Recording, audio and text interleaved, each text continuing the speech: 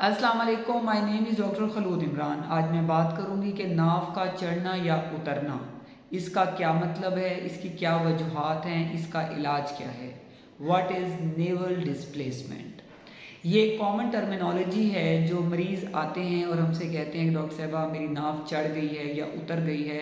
असल में जितने भी एब्डोमिनल पेन, जितने भी पेट के दर्द हैं जो कि नाव के आसपास होते हैं, तो मरीज़ उसको इस तरह महसूस करते हैं या फ़ील करते हैं कि वो हमें आके इस तरह की बात करते हैं। इसमें कितनी सच्चाई है? सबसे पहले ये पता होना चाहिए कि नाव होती क्या है। ये एक जो है हमारे एब्डोमेन में जगह है जहाँ पे अम्बिलिकल कॉर्ड अटैच होती है ड्यूरिंग प्रेगनेंसी। ये माँ और बच्चे के दरमियान कनेक्शन होता है जिसके ज़रिए जो है खुराक माँ से बच्चे में और बच्चे के जितने वेस्ट प्रोडक्ट्स हैं वो भी बच्चे से माँ में वापस जाके फीमेल की बॉडी से एक्सक्रीट हो जाते हैं। तो ये एक आपस में कनेक्शन है और जैसे ही बेबी बॉर्न होता है, बच्चा पैदा होता है, तो वो हम अम्बिलिकल कॉर्ड को कट कर देते हैं जैसे कि डेमो में शो हो रहा है।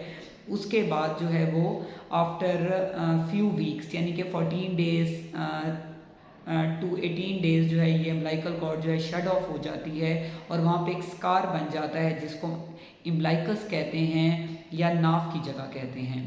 ये जो है असल में लाइन है जो कि स्टार्ट होती है फ्रॉम ज़ाइफाइड प्रोसेस ऑफ स्टर्नम से लेकर नीचे प्यूबिक सिम्फिसिस का जो एरिया है वहाँ तक। तो जो है नाव का जो एरिया है उसमें जो पेशेंट कहते हैं जी नाव चढ़ गई है। चढ़ने का मतलब ये है कि जो नाव है वो अपनी पोजीशन से ऊपर चली गई है। ऐसा कब होता है? ऐसा तब होता है जिस टाइम फीमेल को हमल होता है, प्रेगनेंसी होती है, एब्डोमेन प्रोट्रूड हो जाता है, उसकी वजह से जो एम्ब्लाइकस है, नाव है, वो ऊपर चढ़ जाती है, वो नॉर्मली ऊपर चली जाती है। ये फिजियोलॉजिकल है। उसके अलावा अगर एम्ब्लाइकस से नीचे जितने भी हमारे एब्डोमिनल ऑर्गन्स हैं उसका खुदा न खास्ता कोई ट्यूमर हो गया है, कोई रसोली हो गई है, तो उसके भी बढ़ने की वजह से क्योंकि एब्डोमिन प्रोट्रूड हो रहा होता है तो जो नाव है वो ऊपर चली जाती है। ये पैथोलॉजिकल है, ये डिजीज़ प्रोसेस है।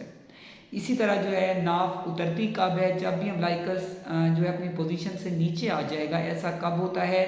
ये उन लोगों में होता है जिनको जिगर की बीमारी है, DCLD CLD के पेशेंट हैं और पेट में पानी पड़ गया है जिसे हम एसाइटिस कहते हैं। तो पानी ज़्यादा होने की वजह से अम्बिलिकस, क्योंकि वो ग्रेविटी की वजह से पेट में नीचे पूल डाउन होता है, तो अम्बिलिकस भी नीचे जो है थोड़ी सी डिस्प्लेस हो जाती है। उसके अलावा वो लोग जो कि ओबीज होते हैं, बहुत मोटे होते हैं, तो उसमें भी ऑटोमेटिकली फैट की वजह से अम्बिलिकस अपनी जगह से नीचे आ जाती है। ये नहीं कि वो हिल जाती है, एब्डोमेन ही इतना प्रोट्रूड हो जाता है कि वो ऑटोमेटिकली एनाटॉमिकली वो नीचे आ जाती है।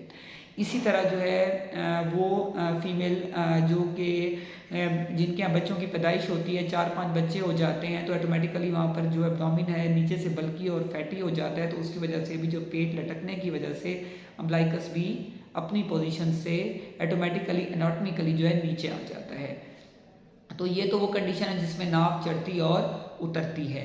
अब वो कंडीशन जिसमें जो है अम्बिलिकस अपनी जगह से मतलब बाहर प्रोट्रूड होती है जिसको अम्बिलिकल हर्निया कहते हैं। अगर आपको नाव का हर्निया हो गया तो ऑटोमेटिकली जब आप कफ करेंगे या सांस लेंगे तो ऑटोमेटिकली अम्बिलिकस जो है वो अंदर बाहर होगा। ऐसा पैदाइश के बाद भी बच्चों में बहुत कॉमनली होता है कि अम्बिलिकल हर्निया या अम्बिलिकल ग्रैनुलोमा जो है वो देखा गया है। तो अब ये है कि जी नाव चढ़ना और उतरना इन रियल ये एक मिथ है, ये मिसकॉन्सेप्शन है, ये गलत कॉन्सेप्ट है।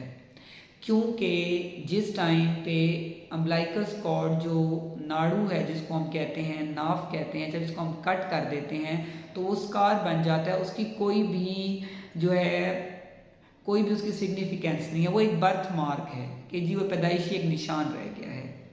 इसके अंदर जो है इसके ऊपर चढ़ने उतरने का ये एक फिक्स होता है हमारे एंटीरियर एब्डोमिनल वॉल के साथ, पीछे रेक्टस शीट के साथ। तो इसकी कोई भी जो है वो इम्पोर्टेंस नहीं है कि ये चढ़ती या उतरती है। सिर्फ जब भी हमारा एब्डोमिन प्रोट्रूड होता है उसके अकॉर्डिंगली ये ऊपर नीचे एनाटॉमिकली, क्योंकि पेट बाहर आ रहा है या पेट नीचे की तरफ जा रहा है, पेट ऊपर की तरफ जा रहा है, तो उसके साथ साथ अम्बिलिकस भी जारी बात है पूरे पेट के ऑर्गन के साथ ऊपर नीचे होती है, लेकिन अपनी जगह से ये नहीं हिलती। ये मिथ है, मिसकॉन्सेप्शन है। अच्छा, अब एक और बहुत कॉमनली जो मिथ कॉन्सेप्शन है कि जी अगर आप नाक में तेल डाल देंगे तो तेल डालने से भी पेट का दर्द ठीक हो जाता है और पता नहीं क्या क्या हो जाता है। तो जब एक जगह जो कि स्कार बन चुकी है, क्लोज हो चुकी है, लोगों के माइंड में होता है कि जी इससे ब्लड सप्लाई आती जाती थी बच्चे और माँ में, तो शायद अभी भी इसके अंदर रगें या वेंस मौजूद हैं, तो ये मिथ है, मिसकॉन्सेप्शन है। ये एक सिर्फ स्कार है, इसमें आप ऑयल डालें, कुछ भी डालें, उसका कोई इफेक्ट नहीं होता। ये भी मिथ और मिसकॉन्सेप्शन है। जब भी आपको एब्डोमिनल पेन होता है, जब भी या आपको लगता है कि आपकी अम्बिलिकस डिस्प्लेस हो रही है, तो आप लाजमी डॉक्टर को इवेलुएट करवाएं, अल्ट्रासाउंड करवाएं, अपनी लैब्स करवाएं, टेस्ट कराएं, ताकि जो डॉक्टर हैं वो आपको बता सकें कि ये नॉर्मल है या पैथोलॉजिकल है, ताकि आप एक हेल्दी लाइफस्टाइल गुजार सकें। Stay safe, stay healthy. Thank you so much. अल्लाह हाफिज़।